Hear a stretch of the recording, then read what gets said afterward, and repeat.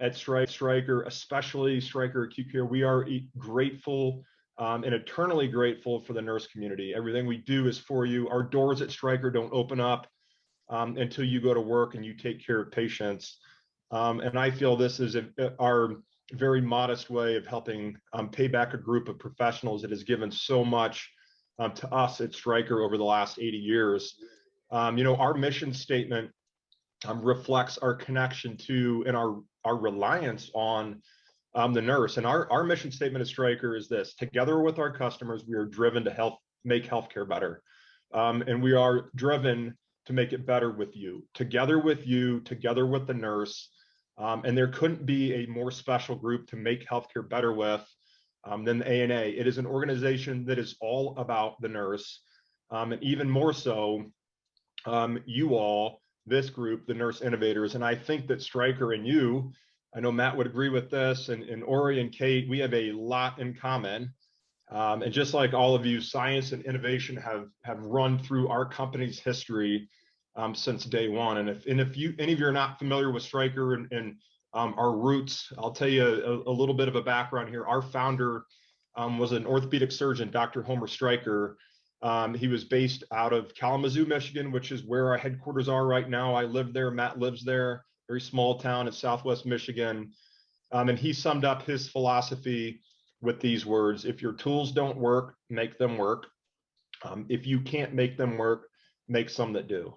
And that is exactly what Dr. Stryker did. He made his tools work. And while he was still in medical school, he started tinkering in a workshop in his garage outside of his house in Athens, Michigan.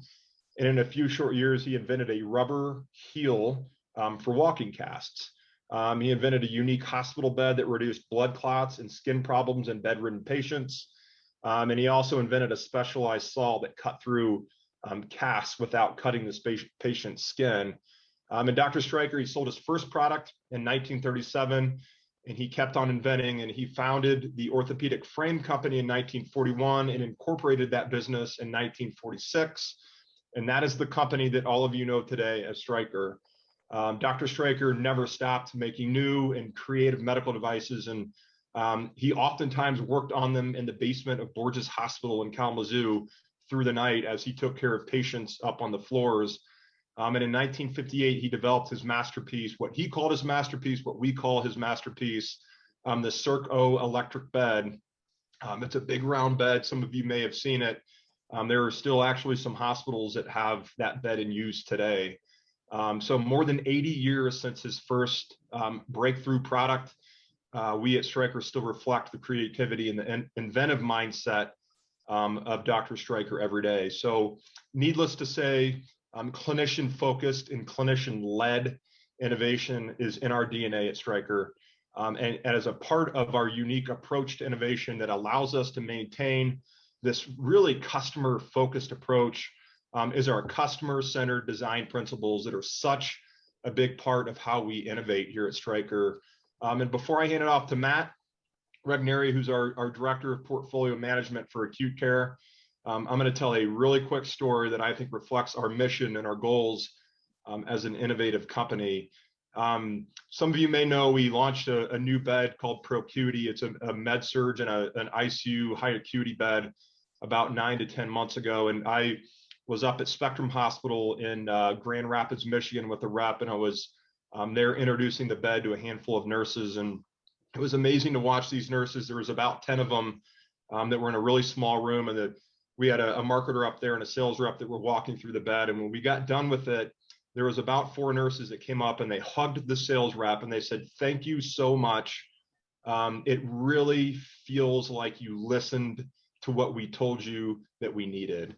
And that was such a monumental comment and a moment from one of our customers. When our products show up in their hospitals, we want them to feel like we have listened to everything that they told us, what they wanted, their problems, listen to what they needed for their patients, and that our products were designed just for them to solve their unique clinical needs.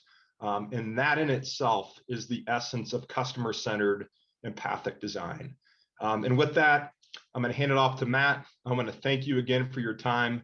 Matt is an amazing gentleman. He's going to fill you in on our approach to innovation here at Stryker. And once again, we're really honored to sponsor this innovation award. So Matt, the floor is yours. All right. Well, thank you, Scott. And hi, everybody. I hope you're all doing well. And I just want to give a big thank you so much for allowing us to speak tonight about Stryker's approach towards front-end innovation. As Scott mentioned, my name's Matt. I currently serve as our marketing director for our portfolio team. And I've had the privilege of being with Stryker for almost 15 years. And I can honestly say that I absolutely love my job. And the number one reason I love my job so much is because of the end user that we serve, which is you all, the nurses. I've been fortunate to experience different jobs at Stryker over the years, but one of my favorite roles since I've been at Stryker is when I was a sales rep. And I had the opportunity, I lived in Sarasota, Florida for 4 years, and I sold stretchers to hospitals from Orlando over to the Gulf Coast, down to Naples. And I absolutely loved calling on emergency departments and getting to know the different processes you all go through and learning about the different problems you face on a day-to-day basis. And there really wasn't a better day for me than when we could collaborate and figure out how our products may potentially solve some of your problems. And so I mentioned that I love my job because of the nurses, and working alongside nurses to determine how we can innovate and create new products for you is very personal for me. I grew up with a family of nurses. I've heard and seen some of the trials and tribulations that you all go through. And my mom was a labor and delivery nurse in Flint, Michigan for 42 years. And when I was really young, I remember my mom coming home and not getting out of bed for weeks because of a back injury she received by doing a lateral patient transfer. And that nagging back pain is still with her to this day. And so the products that we manufacture at the acute care business, as Scott mentioned, are our beds and our stretchers and our support surfaces. And these are products that you all get to interact with each and every day. And if you could go to the next slide, please. And so I mentioned that I lead our portfolio marketing team, but what does portfolio marketing mean? Well, simply put, we help drive meaningful innovation for Stryker. We utilize strong market research and insights to create an informed strategy on how we want to design and build our next innovative product. Next slide, please. And so today, what we were asked to do is provide you with a high-level overview of our approach towards innovation and provide a few teachable moments that you can start using today. So in the next 15 minutes, I'm going to walk you through our approach towards innovation utilizing customer-centered design. And I'm going to teach you 2 tools, which are called Stakeholder and Journey Mapping. Next slide, please. Before I jump in, though, I would like to share a story with you. And I believe it's this story that really jump-started our approach towards innovation. And so in the early 1990s, a trend started to form in healthcare, and the nursing age population was rising, and the average weight of patients was increasing. There were 3 Stryker R&D engineers and 1 marketing manager who set out to meet with a group of nurses, and their goal was really simple. They wanted to better understand what was the next big problem that our caregivers were going to be challenged with. And during this meeting, one very passionate nurse stood up and said, "You need to design a product that will protect our backs." And it was that single comment that kickstarted an incredible journey for Stryker on designing a stretcher that would reduce caregiver back injuries. It led to the development of our lift assist backrest that would reduce the amount of weight a nurse has to lift. There was the creation of the big wheel stretcher, which would reduce the startup force by 50% when transporting a patient. And it even led to a simple idea of mounting the O2 tank holder that was that always sat on the base of the stretcher. And we mounted the O2 tank holder to the litter deck so it could rise up and down to make it easier when loading an O2 tank. Now, I don't share these stories with you to brag about our products, but the most valuable lesson learned from this experience was that getting close to our customers and understanding their pain points would lead to great innovation. So our innovation philosophy stems from that experience over 30 years ago. And Stryker's approach towards innovation is to put the customer at the center of everything we do. And we want to identify the most difficult problems caregivers are faced with. We want to create innovative solutions to solve those problems and drive great outcomes. And so putting the customer at the heart of our innovation process allows our products to be designed by nurses for nurses. Next slide, please. And so to ensure we continue to keep the customer and their biggest problem at the heart of our innovation, we have built out a process that centers around the principles of design thinking. Design thinking is a human-centered approach to innovation. It's anchored in understanding customer needs and the ability to have rapid prototyping and generating creative ideas that will transform the way you develop products, services, and processes. Now, Stryker did not create design thinking. Design thinking has been used for many years, and leading corporations and universities have embraced design thinking, and we simply learned from them, and we borrowed the best tools to create our process, which we call customer-centered design. Next slide, please. And so customer-centered design, or CCD, it's a mindset. It is a framework and a set of tools for problem solving that puts the customer and their problems at the heart of our innovation efforts. It's this framework. The framework is built to empower all of our employees, from executives to individual contributors, to make customer-centered design central to their innovation efforts. And by utilizing the CCD framework, we can ensure that our teams understand and deliver solutions to address unmet user needs, all the hidden opportunities, and solve difficult problems. Next slide, please. And so throughout building this CCD framework, there has really been 4 key benefits that have rose to the surface. And the first one is communication. This framework helps bring people together, and it creates a platform to share thoughts and to ask questions and to discuss ideas and solutions. And because it brings people together, it helps us to drive collaboration. The best innovation is not done in a silo. Working together to achieve a goal and putting the best talent, expertise, and smarts in the room together to collaborate will drive world-class innovation. And the third is creativity. Usually the best ideas are not the first ideas. And the wonderful thing about the CCD framework is that it empowers creativity, and it helps create an environment where you are encouraged to fail and fail often until you have found the best innovation. And the last huge benefit is the critical thinking aspect. So to have a framework that provides tools to look at problems in a new way and linking learning across subjects and disciplines is very powerful for us and through our experience in the innovation process. Next slide, please. So I mentioned I was going to teach you 2 activities, and the 2 most common activities we use to kickstart the CCD process is called stakeholder mapping and journey mapping. So I'd like to walk you through what each of these activities mean, the benefits of them, and how you can start putting these into practice today. And I want everybody to understand one very key thing. Both of these activities are extremely easy to facilitate. So I don't want anyone to feel intimidated that they can't take these best practices and start using them tomorrow. And the other great thing is they do not require a big budget to get them done. So next slide, please. So the first one we'll start with is stakeholder mapping. And stakeholder mapping is diagramming the network of people who have a stake in the project. And this is including their relationships and their interactions with one another. A stakeholder, as how we would define it, is someone who could impact your innovation, or your innovation could impact them. Next slide, please. So I'd like for you all to think of a time when you wanted to possibly change a process within your hospital system. Who would have been those key stakeholders for you to engage with? Maybe it was the patient or the family of the patient. It could have been environmental services or supply chain, biomed, IT, administration. Whomever it was, these people all have their own goals and objectives and make important decisions for the hospital, which may be affected by your project.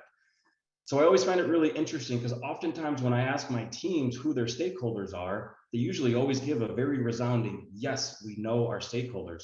But once we dig in and have them do this simple exercise, most of them start to realize that they were missing some of the stakeholders, or they didn't necessarily understand the relationships of their stakeholders. Next slide, please.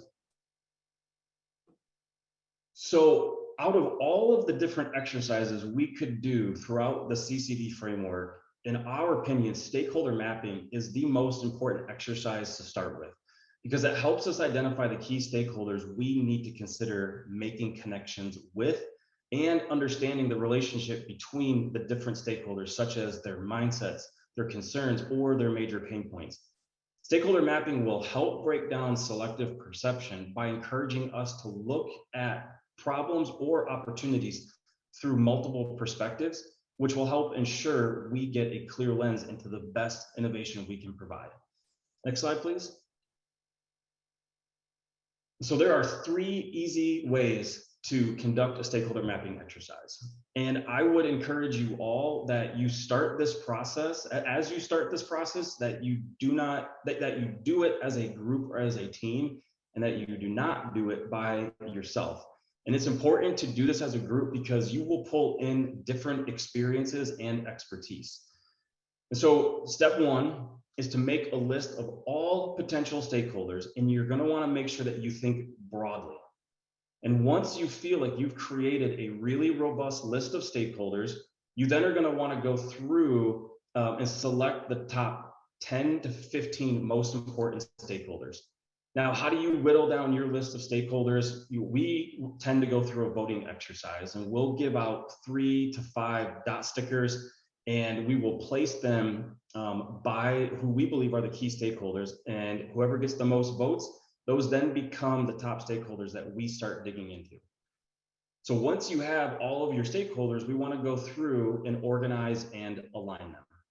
And so a really fun way to do this is to draw an icon for each stakeholder on a Post-it note.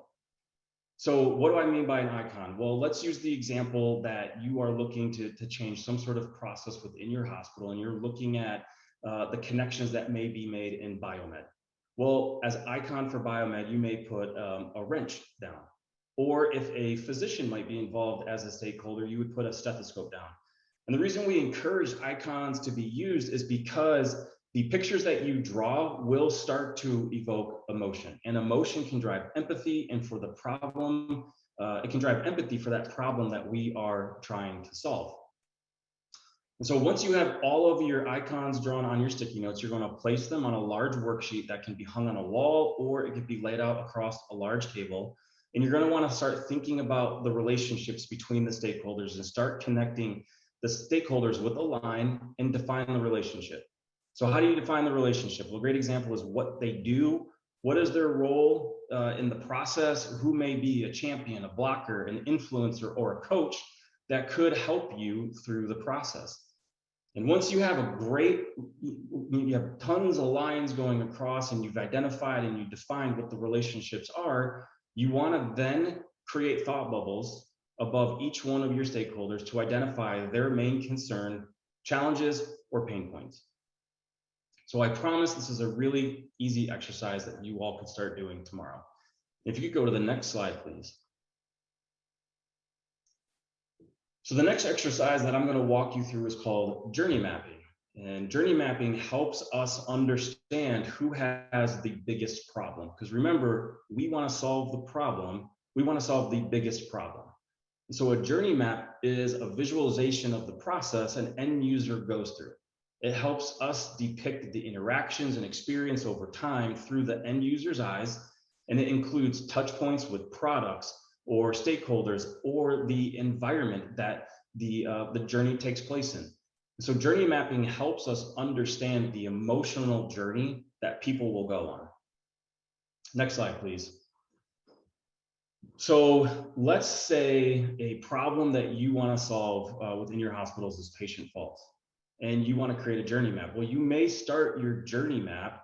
You would want to start with the actual fall. You'd want to start with the actual patient fall, and then go through the process of getting the patient off of the ground and into the bed. Or you could start at the beginning and go through the journey of all of the different fall protocols you may have that potentially led up to that patient fall. Regardless of what direction you choose to take, it is important that when you focus in on the scenario or the problem, like the fall of the patient, as you create that journey, you want to take note of the scenario of the problem. You want to talk about or write out or draw the products that were used, the people who were involved, what was the emotional state that you were going through. And so visually drawing out the journey will help you start to better understand the problem and gaps that may be within that process. And so journey maps provide us a lens into the user's perspectives by going through their workflows. And so that will help us understand a richer understanding of not just what people do, but why they do it. And for many of us, when we first think of innovation, we think of what product can I invent? And the journey map really helps us to see beyond the products and helps bring clarity to human habit. Next slide, please. And so the best way to kick off a journey mapping exercise is to start with what you know. And I would really encourage you to keep it simple. Once you have that first draft complete, start to bring in your teammates and your key stakeholders and use them to help you iterate on the journey map. Think of your journey map as a living, breathing document that you continue to update and iterate through various exercises. And so the 4 best practices to use when creating a journey map are using creative communication. So I mentioned you want to use a combination of text and sketches or images that you print to help clearly explain what the journey is.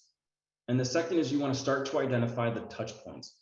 So make sure you clearly identify the when, where, and how the users interact with the products, the stakeholders, and the environment. And then really try to make this process fun. We'll oftentimes go through an exercise called do, think, and feel, where we will actually try to identify or act out the user's actions and their thoughts and their feelings throughout the journey. And this really just helps us better understand and have more empathy to what that problem may be. And then you want to capture feedback. Whatever you do, once you've started your journey map, do not throw it away. Keep the map and use it as a tool to capture insights, feedback, and ideas from other stakeholders. Next slide, please. And so the stakeholder and journey map exercise are 2 of many different exercises you can use to kickstart your innovation. But the key thing for us at Stryker is that we focus on the key focus for us is that when we innovate, it is to ensure that the end user is at the heart of our innovation efforts, and the customer-centered design framework provides that for us. If you are at all interested in learning more about design thinking, there are several resources you can use to help you start thinking through what you want your innovation process to look like. And I've listed 4 of those to the right of my screen. And the green one called Human-Centered Design, you can actually download that for free online. And then the other 3 resources you can buy through Amazon. Next slide, please. So this is my final slide. And I would just encourage you that no matter what process or tool you use, it is important that you all know that anyone can innovate. And in my opinion, everyone should try to be a part of the innovation process. So there are three things that I consistently tell my team that I'd like to share with you. And so I consistently tell my team to be curious. Every situation that you encounter, lead with positive intent and ask a lot of questions. I think one of the most powerful tools at our disposal is the ability to ask really great questions. Seek to better understand why something works the way it does or why it was designed that way. Seeking out the why starts to inform your thoughts on how you may improve the product or the process. The second piece of advice that I encourage my team to do is to collaborate and engage. Being innovative doesn't mean you have to have all the answers. And as I mentioned earlier, the best innovations are not done in a silo. They're done with teams. And the last one is to stay close to your why and who. As you innovate, there can be a lot of distraction. You'll enter into different exercises and you'll go conduct research, And you're going to start to realize that there's different directions you could potentially take your innovation process, and that creates distraction. So I've been a nurse for over 38 years. That started it. But in the back of my mind, I always loved design and where design follows function. So I'm very passionate about having things function. It's nothing more annoying than having an item, buying an item, and all of a sudden you're like, who designed this? Why is this not working appropriately? So that's one of my passions, is really designing with intention and purpose. And one of the things that I did is I went back to interior design school after a long career of nursing, never really intending to really make a hybrid profession of both of those fields. But it so happened that I was doing one of my design projects and they asked us to design an oncology unit. So my first thought was, I want to find out what the nurses are saying about how to get these, patients into their chemotherapy. And what I found out was there were very few nurses at the table, really informing the design of healthcare spaces. So that's kind of how I got started in healthcare design, and really creating spaces that were intentional for patient outcomes, for improving nursing workflow, improving nursing equipment, and anything that has to do with design of the environment. So that's my story. Great, thanks for sharing, Debbie. Taufiki, do you want to share what you're so passionate about? Hi, everyone.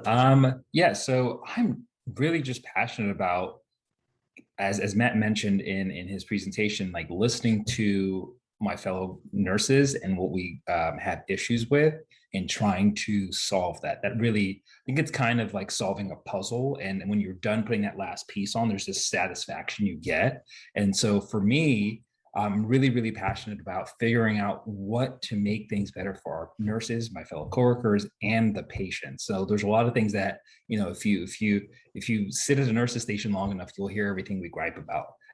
And you hear everything that we're frustrated about, whether it be for the day, for the month, or whatever's been going on since the beginning of all of us working there. And so I really care about listening in on those pain points, and really care about, how do I make things better? How do I make those 12 hours better for myself and for my coworkers? And so that's really what has me excited and passionate about the work that Joey and I are doing. Is we're understanding from our first person's perspective. With our first product, we were honestly really just trying to solve a problem for ourselves, and weren't going to tell our bosses about it, and just use it on our shift and have fun with it, and make sure that things are better for us. But that led to, like, well, if it works for us, it'd probably work for a larger audience. And so that really, I'm really passionate about that, making those 12 hours be as efficient and stress-free as it can be. I love that. Thank you for sharing. Joey, what do you have to add to that? Yeah, well, the good thing about Taufiki and I's relationship is we share a lot of the same interests and values and those sorts of things, but we also have a slightly different backgrounds, and so that really helps us move forward as partners. But for myself, the thing that I'm most passionate about, honestly, is, well, first and foremost, I didn't know I was going to be a nurse. I did not know that. I thought I would go to business school ever since I was very, very young. Try to start several different businesses in college and even after graduating nursing school, not related to healthcare. But there was this fork in the road at one point. I had an opportunity to either go continue to play sports at a school that didn't offer nursing, or the school that I was currently at did offer nursing. And it was a fork in the road. And I can't say I'm one of those people that knew I wanted to be a nurse from day one. But at that moment, I was faced with, okay, do I take something with huge job security, that you can make a decent living for your family, all these pros and pros and pros. And so I opted for nursing, just because the other side of that, there was a lot of uncertainty if I were to seek out, business or and whatnot. So I thought that I had sacrificed my life, at least a part of my life at that point. And it wasn't until later I realized that I actually can do both and make a huge impact on healthcare in itself. And I have to be honest, I still kept continuing the entrepreneurial journey while in nursing school after graduating, but again, nothing related to healthcare. not until I ran into Tofiki. And when he showed me he had been working on something in the healthcare sector, I thought, how could I have let this much time go by and not realize that you can do both, that you can be an entrepreneur, but also have a huge impact on patients' lives and make nurses' workflows better. And so I'm forever indebted to Tofiki for showing me that light.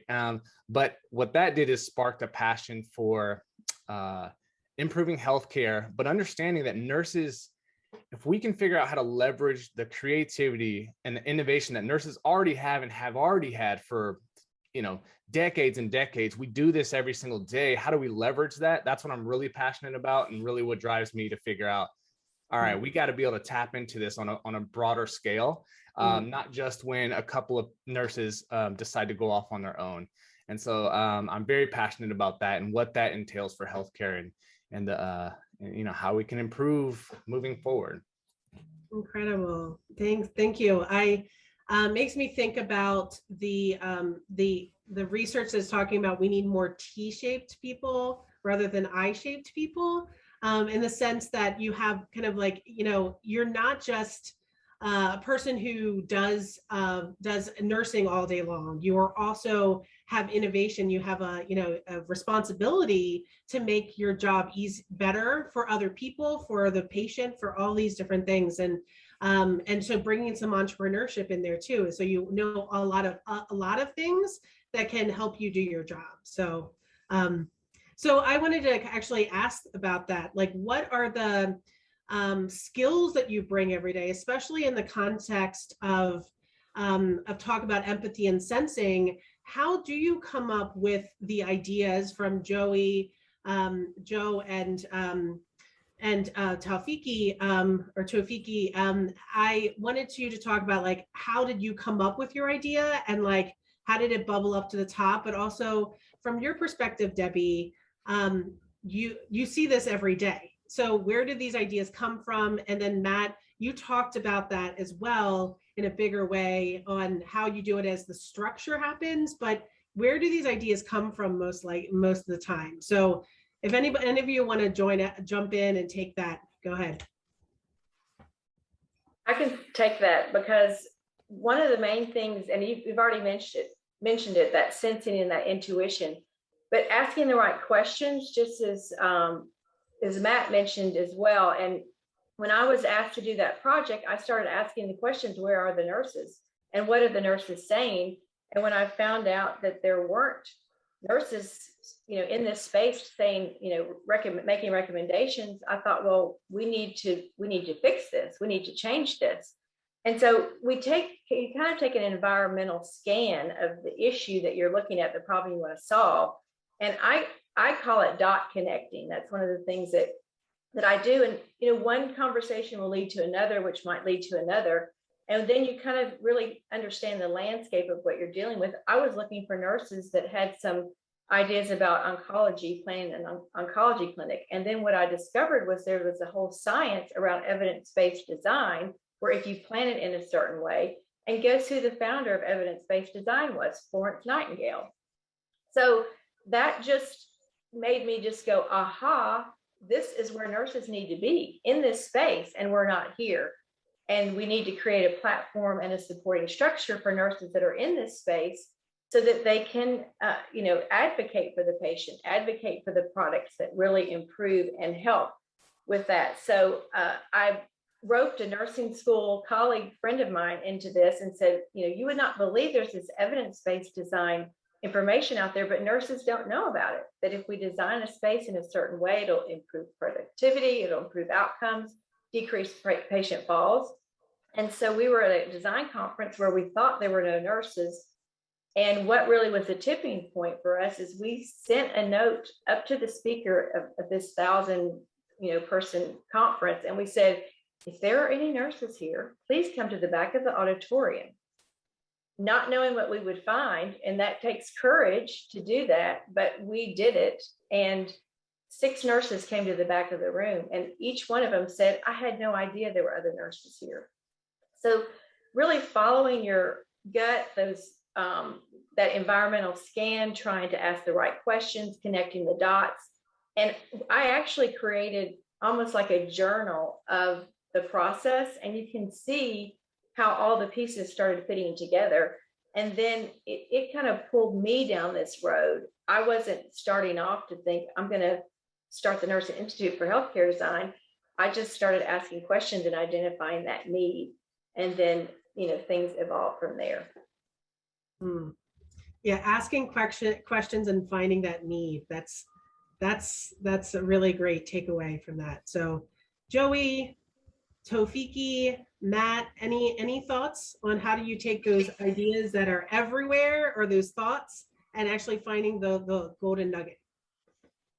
Well, I have one little tip for at least for any of you guys that are going to go out to your next shift. It really doesn't matter if you're in a hospital setting or not. But one thing a tip that at least I learned over time is, if you're ever taking two things and combining them to do another job, that's a very clear cue for improvement. And so when it comes to innovation, if you only think about that, if you're taking tape and something else to strap it to the wall to hang up, there might be an innovation there. Nurses, we do all kinds of funky things with tubes and lines and gloves, and we have all these, they're called the tricks of the trade. But the reality is workarounds, but the reality is those are huge cues for improvement. But I would defer as far as our journey and our innovation to Tofiki, because again, like I had previously mentioned, he had kind of set out on that journey on his own, and I happened to come in somewhere in between there. So Tofiki, you want to talk about just how you were inspired for innovation? Yeah. So, as Joey mentioned, there's a lot of workarounds that happen in the hospital, and we do it every day, and it almost becomes like second nature to part of getting through your shift. And so I started my career in the Central Valley of California at a community hospital. I had a great time there. I was a nurse extern before I worked on a cardiology unit. And it's a community hospital. There's not many resources. You're just getting by, do what you need to do to keep the staffing up, the lights on, whatever. And so we were using blankets and tape when the patient was on seizure precaution. I moved back here to the Bay Area, which is where I grew up, and I get a job at a local hospital, top 15 in the nation, top 5 for different specialties. So, I'm expecting a very different level of care for the patients we have. And it was there. But for when it came to seizure precautions, there was really not much of a difference. I said, hey, we have a patient going to room 10, whatever, and there's a doctor's order for seizure precautions. Where are the seizure pads? They say, oh yeah, the linen closet is that way. And I'm like, wait a minute. I went from a community hospital with limited resources to this other hospital that had a lot of resources, yet the tools are the same. It's kind of like going to what's a fancy steakhouse, like going to Ruth's Chris and finding out that they took your frozen steak and that's what they're giving you. It's not something that's a good meal in a sense. And so I decided that there has to be a better way for us nurses, because it's very cumbersome when you tape linen to a bed and you have to move the patient up and down. You have to put the bedrolls down. It was just a pain. And so I'd spent 6 months designing a better process for that. And that's when Joey came in and I showed him my idea. Luckily, him and I had similar synergy, and we were able to kind of work on what we have today, which is safe seizure pads. But it all started with being like, one, identifying that, okay, if a problem's happening at a hospital that's 200 miles away and also happening at this hospital, there's a likelihood that it's happening at more than just these two. That was the first part. And the second part was just being frustrated. Like I mentioned earlier, I just wanted to make something that I could put in my locker and use for my patients. I worked on a cardiology neurology unit. And so we had a lot of patients with seizure precautions. I just want to put something in my locker and then use it during my shift and put it away and hopefully hide it that my manager and director wouldn't see. But when it grew to this thing, when we started doing prototyping and all this other things, we were like, wait a minute, this is something that's getting bigger than just two people having a workaround in their locker. That's kind of where the idea came from. And I think there's a lot of us that relate to that you have certain things that you keep in your locker to make sure shift goes smoother as it can be. You have some things that that is done on your unit might not be done above you, below you, to the side of you. And I think that's where we have to focus on, is those pain points. And like we mentioned with Dr. Stryker, he had certain pain points when he was innovating or in med school, stuff like that. And he made something that he thought would improve his practice. And that's kind of where you kind of go from there, is you try to solve a problem for yourself and realize that you're not in a silo and that your experience is similar to everybody else's experience. And that's where you decide that you want to show other people. Maybe it's just an innovation for your hospital, and that's okay. There's value in that. It's not something that needs to be sold on a global basis, but I think you're solving a problem and meeting a need. And that's, again, it's, to me, is amazing. Mm. Great, thanks for sharing. Matt, do you have anything to add on all those great tidbits? Yeah, I think the question you asked was, how do you find that golden nugget? And I think to what the rest of the panel said is you first need to be able to identify what the problem is. And so, at the beginning, Scott talked about the new bed ProCuity that we just recently launched. And so that was a very complex project. And so there was a lot of golden nuggets that we had to go out and find. But I think the best way to find those golden nuggets is to take your process, it's to take your innovations, and it's to vet it out with the end users. It's to have them use it. When we went through ProCuity, I think we did over 400 hours of voice of customer sessions. We, I forget the number, I think we had well over 100 different prototypes. We met with over 1,400 different nurses, and we had them use our side rails. We had them use the footboard. And honestly, once we started to get bored with the feedback we were getting, we said, okay, we found the golden nugget. Because after you start to see a trend of the same information coming back, odds are that trend's going to continue. And so that's when it's nothing like really exciting. It was just like, okay, I think we've gotten enough feedback. We know this is our golden nugget. But I think the most important thing is taking your innovation out to the public and having people use it and vet it out. Hmm. Yes, that's great. Like, to be able to like take that problem and make sure that like you really are solving the right problem and not just a symptom of a problem, Right. but just getting down to it. In the last few minutes that we have here for the questions, like the thing that I think about here in a bigger way is like, what's really at stake? When we talk about like, it's important to design, we are all agreeing on that, but what really is at stake? Why should we be innovating in this space? And where do you think we should be going in nursing in the next 5 to 10 years, especially given that we are in this pandemic? So answer either like the why that really comes out to you, or if you also think about like, where do we want to go in the nursing profession in 5 or 10 years, and where do you think we're going to be? Anyone want to take that? I'll start with that. I think why is it important to innovate is because if you think of the way healthcare is, nursing is the largest